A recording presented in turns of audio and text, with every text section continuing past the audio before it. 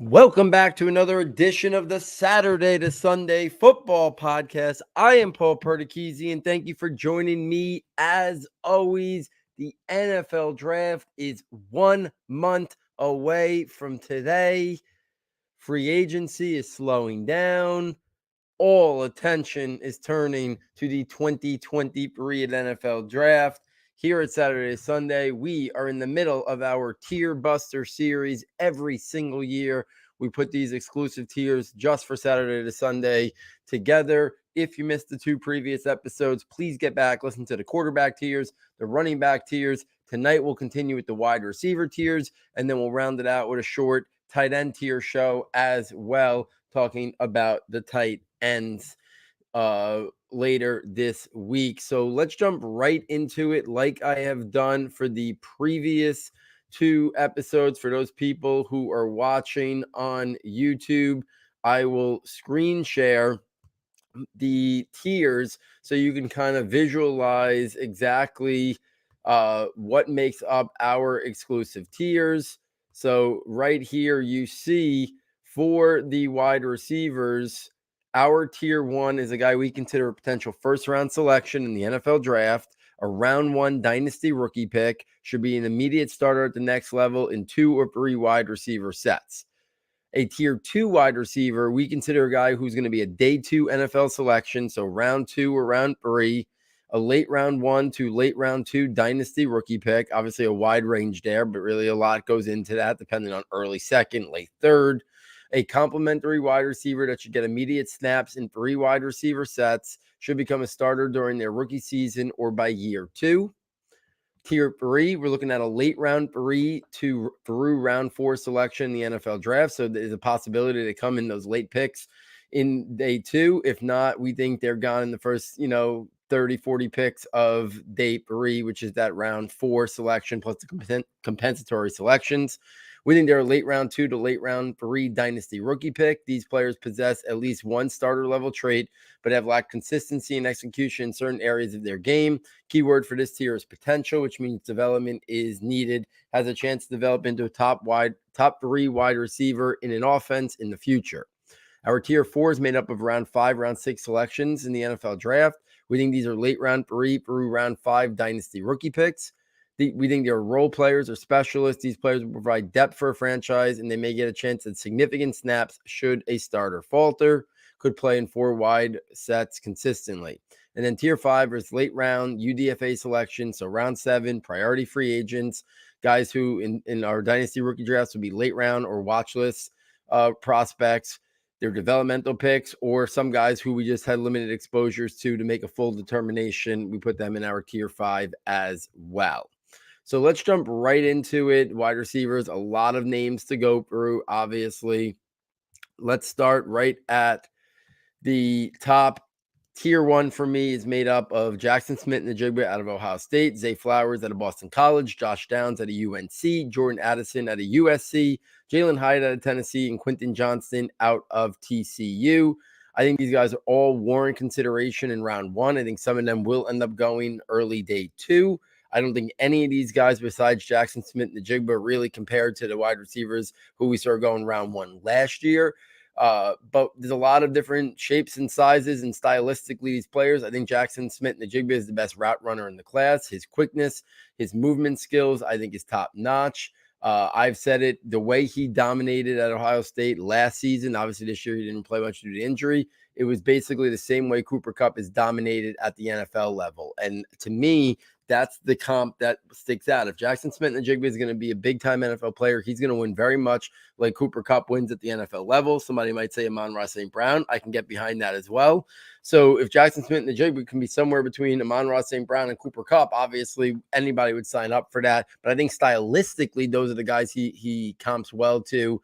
Be interesting to see if he can play on the outside. I think we were going to get a chance to see some of that at Ohio State this year if he wasn't nicked up. Zay Flowers out of Boston College, that inside-outside versatility, even though he's small in size and frame, he's shown the ability and has played a lot on the outside as well as the inside. There's some Tyler Lockett to his game, the movement skills. He's got speed, he's got burst, he's got acceleration. Really like Zay Flowers and the versatility of him playing a lot on the outside and the inside is what made me slightly bump him up above Josh Downs in my rankings, who I love Josh Downs. I think what's very underrated about Josh Downs is his ability, even for a smaller guy, to win at the catch point. I thought his ball skills, his body control, his ability to go up and get it is why I like Josh Downs slightly more than Jordan Addison, because I just think that at the catch point, Josh Downs, I've seen him do more in terms of acrobatic catches, body control, adjusting to the football. And he tested out a little bit better than Addison as well. Jordan Addison, really good route runner, good separation quickness, really like the footwork, doesn't have that explosion, but really sharp in terms of quicker than fast, shows the ability to create separation at all three levels. Jalen Hyatt is the speedster. If you're looking for that vertical threat, I know he didn't run in the 4.2s at the combine, but he still ran a really good time, fast, explosive. There might be more to his game than maybe Tennessee asked him to do, but what he was able to do with Tennessee, they didn't have to ask him. That offense, that scheme, they needed him to play that role, and he did it perfectly. And then Quentin Johnson rounds out my tier 1. I'm not as high on him. I have some concerns about, does he play up to that size and frame? He didn't even come in at the size and frame I think most people expected. He's really good after the catch. He's got great size in terms of the size, speed component. But to me, there's definitely route development needed. There's definitely some issues at the catch point. There's definitely some drops issues.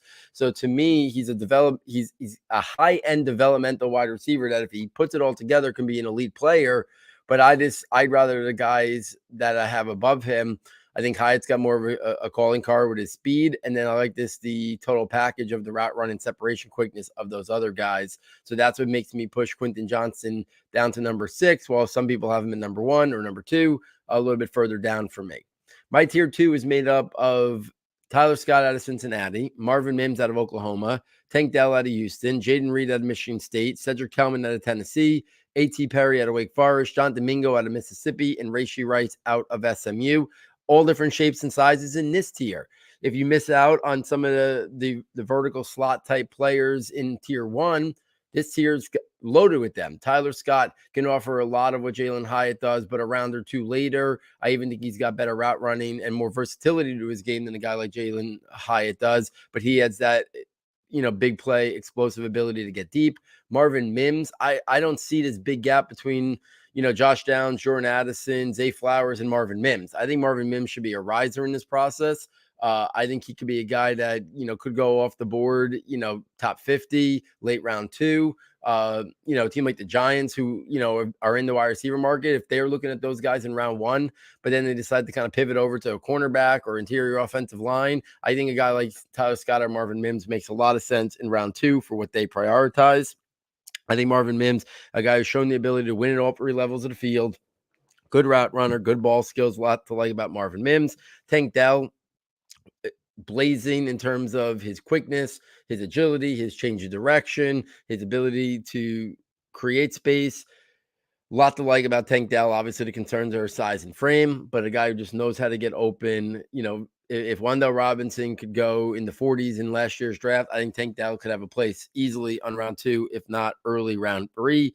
Jaden Reed, I think, is a guy that I'm a little bit higher on than some, but really smooth. You have to go back to the 2021 tape to really see his best. Michigan State really struggled this year, but Jaden Reed is a guy who I really like as a player. I think he's a guy who can be had somewhere probably on round 3, and I really like his game. He's got inside-outside versatility. He's got route running. He's got separation quickness. He's got ball skills. A lot to like about Jaden Reed. Then a different size type guy. Cedric Tillman, A.T. Perry, I have them locked in. To me, they're outside X wide receivers.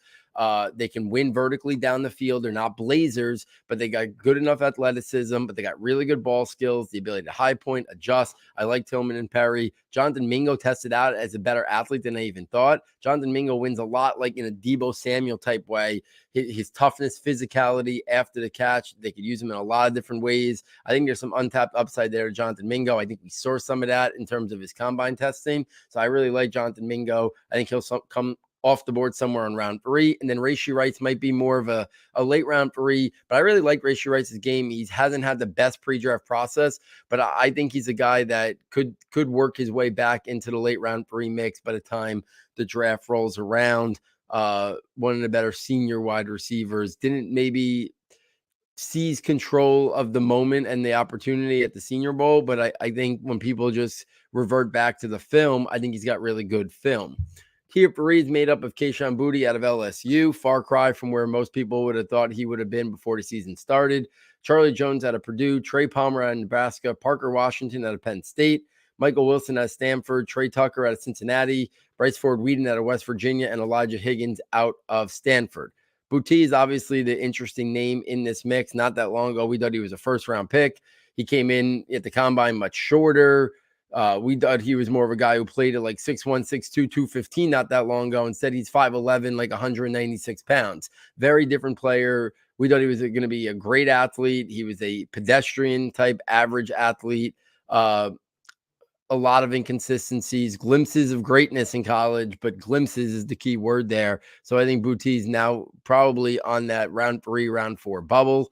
Charlie Jones out of Purdue, really good slot receiver, but he showed some unexpected athleticism at the combine that leads you to believe that there's a little bit more. Maybe instead of just being a possession style slot wide receiver, he could be a little bit more of a vertical slot option. And I think that adds to his overall value and intrigue. Trey Palmer, former 5-star recruit, blazing 40 time at the combine, big playability. We saw it at times at Nebraska. You could use him in a lot of different ways. I really like Trey Palmer's overall game. Parker Washington out of Penn State. I think to me, he's basically Jarvis Landry in terms of the stylistically and how he wins. I don't think he's as good of a player as Jarvis Landry was coming out. So I think he's more of a round 4 guy, but I think stylistically, that's how he's going to win. Good route running, savvy, good hands, tough, physical, dependable player. Is going to get what's there, but not a guy who's going to make a big play. Michael Wilson out of Stanford, if the medicals check out, a lot to like about Michael Wilson's game. Great special teams player, but a guy who can win at the catch point, good route runner, good footwork. I like Michael Wilson's overall game. Trey Tucker out of Cincinnati, another guy who fast, explosive, good change of direction and agility, can do a lot as an offensive weapon. Added at vertical slot position. Bryce Ford-Wheaton out of West Virginia, big riser in the process. The measurables that he came in with at the combine, teams, I think it was Darnell Mooney was drafted, I think in the 4th round. People are going to look at a guy like Bryce Ford-Wheaton and say, listen, he belongs in that 4th round area. Elite speed, good size, lot to like about his game. I think he probably comes off the board somewhere late in round 4, but I think it's an intriguing spot for him with his upside. Elijah Higgins out of Stanford, someone looking at him as maybe a move tight end. Other thing, big slot, good athlete, good ball skills, body control, tough player. Interesting to kind of see what the NFL thinks of a guy like Elijah Higgins. Next up, tier 5. So many good guys. Even this tier is loaded with guys who I think maybe in a different year would be round 4 prospects. I think this year they're more round 5, round 6 guys. But Xavier Hutchinson out of Iowa State. Some people think he's a top 100 player. I usually gravitate away towards the guys who I have question marks about separation. I think Hutchinson's really savvy route runner for a guy his size. I think he's good ball skills, catch radius, ability to win, contested catches. I think that's how Hutchinson wins. Dontavian Wicks, I think a similar player out of Virginia, does his best at the catch point. Not a guy who's going to win with separation and speed, but he creates late separation using his body, using his technique and his frame to create separation there late. Dante Demas Jr. out of Maryland. Unfortunately, if it wasn't for the injury, I think this guy would have been a lot higher up boards. I think now he's more of a flyer type because we just haven't seen him get back to what his former pedigree was. But I still like Dante Demas Jr. out of Maryland. I think he's an interesting round 5, round 6 guy to see how he does. Andrea Isovis out of Princeton. He's the speedster, raw, unrefined, a lot of development needed, but raw speed's there, track background. Got good size, good frame, outside receiver with upside. CJ Johnson out of East Carolina, not getting a lot of attention from a lot of the big media out there. But this is a guy who I think the NFL is really going to be intrigued with CJ Johnson. I think he brings a lot to the table. So he's a guy that I'm kind of interested to get, hear a little bit more. Good size, great frame. Athleticism is probably just average, but he's got good play strength and physicality. You see it at the line of scrimmage. You see it during his routes. You see it at the catch point to create late separation. Good body control, ball skills, and like big slot or outside Z. So I like CJ Johnson's game. Next up in this tier is Justin Shorter out of Florida. I remember Matt years ago being high on him coming out of high school. He bounced around a little bit, Penn State, Florida. This year he put together his best statistical year, but former big-time recruit, good size, good frame, solid athleticism, ball skills at the catch point, physicality and toughness. So he's an intriguing player. Darius Davis out of TCU, another vertical slot type, manufactured weapons, offensive weapon type player. Good speed, good explosiveness, good agility, change of direction, movement skills. A lot to like about Darius Davis. Rakeem Jarrett out of Maryland, former 5-star recruit. Before the year started, most people had him in their top 10s. Most people thought day 2 pick. Now he's going to be a late day 3 flyer type, but I'll bet on the athleticism. I'll bet on the upside and the traits. I like Rakeem Jarrett. I'm still a fan of his overall game. Maybe this year didn't work out as much, but I think Jarrett can still be a very intriguing player and an interesting find late on day 3. And then a couple other guys round this out. Matt Landers out of Arkansas, Jalen Wayne out of South Alabama, Ronnie Bell out of Michigan, and Jacob Copeland out of Maryland. Another Maryland guy, Jacob Copeland, very good athleticism, speed, burst, acceleration, big playability. Ronnie Bell out of Michigan tested out better athletically than I think I expected him to, but really good player, good play strength, tough.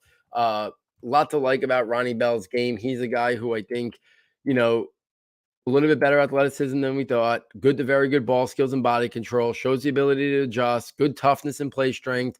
A lot to like about Ronnie Bell's game in terms of what he might be at the next level. And then a couple other, guys that just haven't been getting a lot of attention.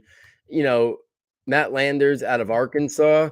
Really interesting player, very good athleticism, build up speed and stride length to create separation and win vertically. Great length and catch radius with the ability to high point and adjust. Good body control, developmental outside wide receiver. Really intriguing player, Matt Landers.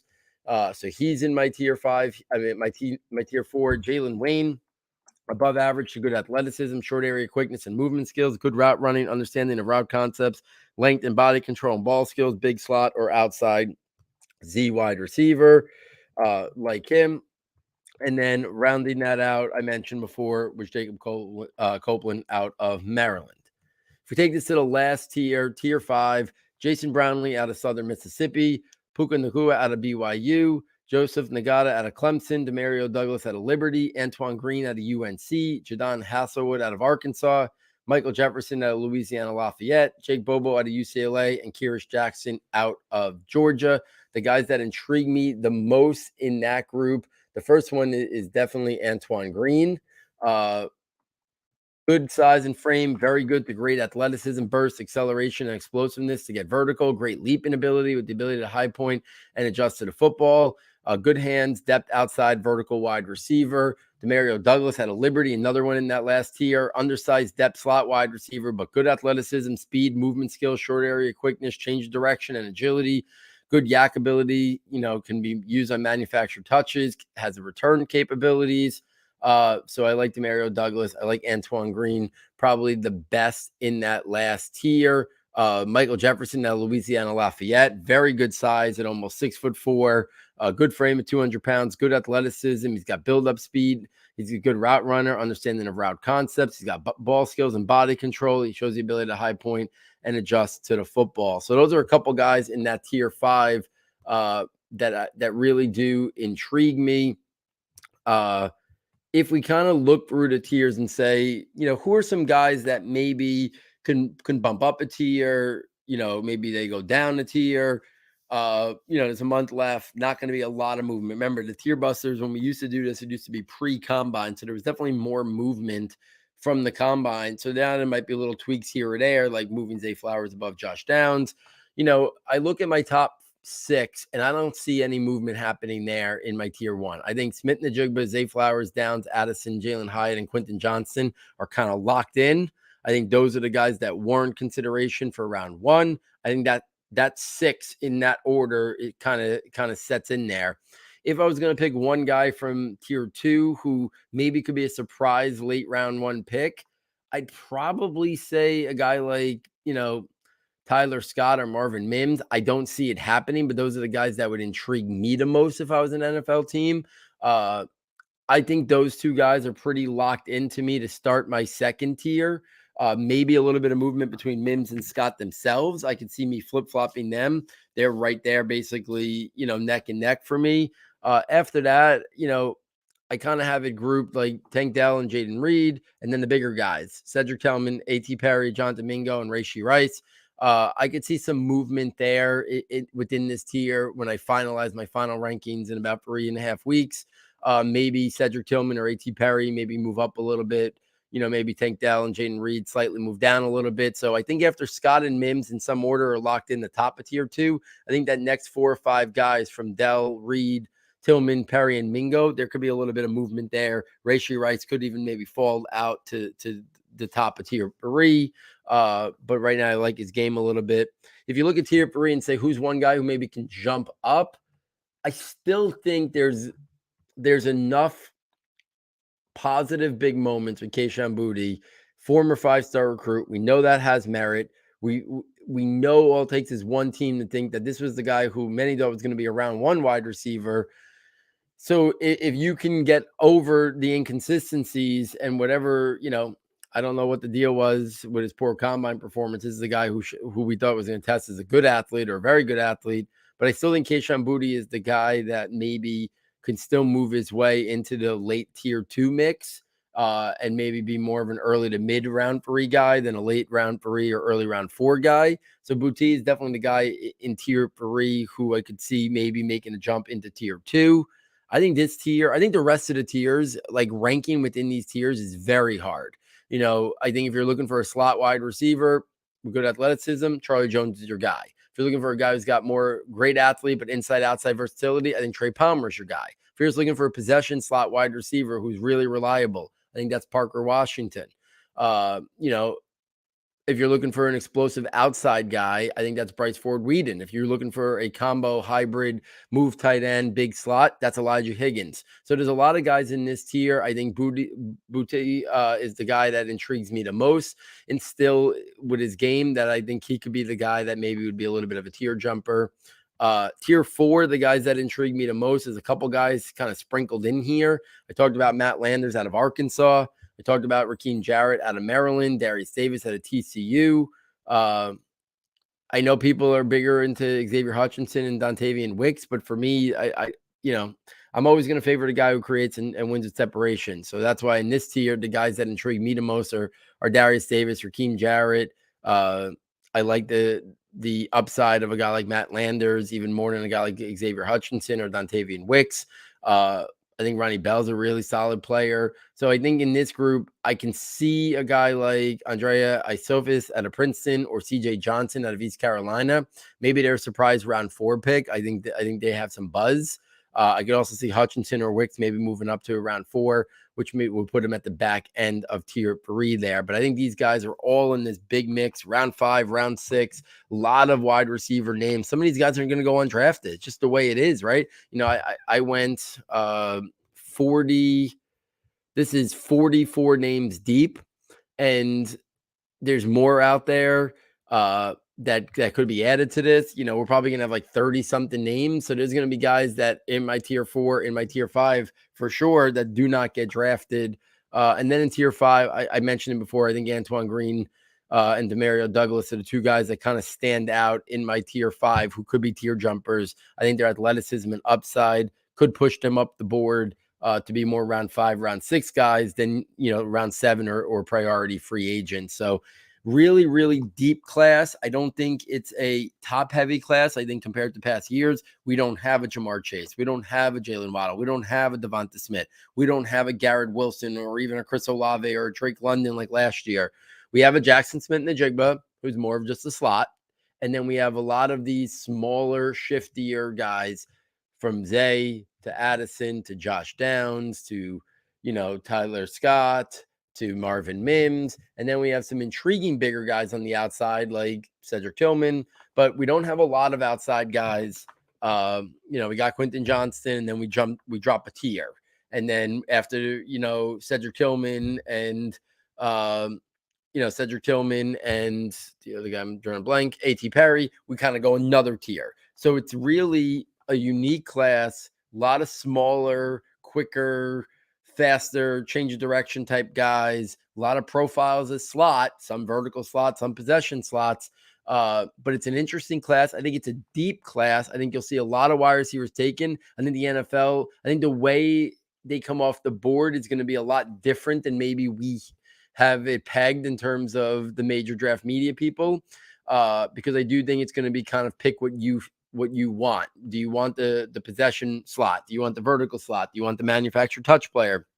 So I think it's going to be surprising how few wide receivers go in round one. I think 2, 3 are a lock. Maybe we get 4 or 5. But if we get 4 tight ends, which I'm not sure is going to happen, but if we do, there's no way we're getting 4 tight ends, 4 quarterbacks, and 5 wide receivers, and Bijan. I've said that before. We're just not getting that. Even if you say 4 wide receivers, 4 tight ends, 4 quarterbacks, and Bijan would be 13 skill players in round one. There's a lot of other strong positions in this draft. So it's going to be an interesting draft class in terms of how these guys come off the board. I look forward to kind of maybe tweaking my rankings over the next couple of weeks. Obviously, the week of the draft, the beginning of the week of the draft, we do our final ranking show where I'll go through my rankings just straight in order, not tiers, just straight in order, my rankings, talk about the players a little bit, talk about some guys, who maybe moved late based on some more film I watched or stuff like that. But I think most of these guys, I think, are in the right tiers in terms of where I see them. I don't think there's going to be a lot of tier jumps anymore. The tier jumps usually were more pre-combine to post-combine, but there might be some tinkering, in some positions for sure. So, guys, if you're enjoying this content, please get over to the website. SS Football is the fastest and easiest way to get there. Check out our premium content tab, and for $9.99, you get access to all of our premium notebooks. You get the 2023 scouting notebook. It has almost 100 detailed player profiles on the offensive skill players, strengths, functional areas, developmental areas, how they win, NFL role, scheme fit, and a fantasy spin. You get the rankings notebook. It has all our tiers, our rankings for this draft class. It'll have our dynasty rookie rankings right after live during the draft and then finalized after the draft weekend. It has our Devy rankings. It has our positional dynasty rankings. So a lot of stuff in there. And then in April, about a week or two before the NFL draft, you get the draft projections notebook, tabs for every position, offense and defense, over 400 players in this draft projections notebook, snapshot of how they win and their developmental areas, their measurements and testing from the combine, sorted by everything we're hearing in terms of trying to predict and project how they're going to come off the board by their positions. And then also a tab projecting who we think the 32 players are going to be taken in round one, the 105 or 106 players we think are going to be taken in rounds 1 through 3, and then our best guess trying to project by position every single pick in the NFL draft. If you can't purchase the notebooks, please at least get over to wherever you listen to the podcast, rate, review, subscribe. Subscribe to our YouTube channel to help us to continue to do what we're doing. But please, if you've purchased it in the past or you've never purchased it, but you're a fan of us, we would greatly consider and appreciate you checking out the notebooks. $9.99. It helps us continue to do what we do without having to put anything behind a paywall in terms of our podcasts, and not really have to start, other ways to bring in revenue. We're hoping that just from the notebook sales alone, that does enough to keep us afloat. All the sales purchases go right back into S2S, helping us with the cost of any subscriptions we need and server fees and website fees and stuff like that. So again, we hopefully anybody who's new to Saturday, Sunday, or has been listening for a long time, if you've never checked out the notebooks, we do think you will enjoy it. $9.99, best way to help us and continue to do what we do. So on behalf of our sound tech engineer, David Nicano, and myself, thank you for joining us. And we look forward next time taking you from Saturday to Sunday.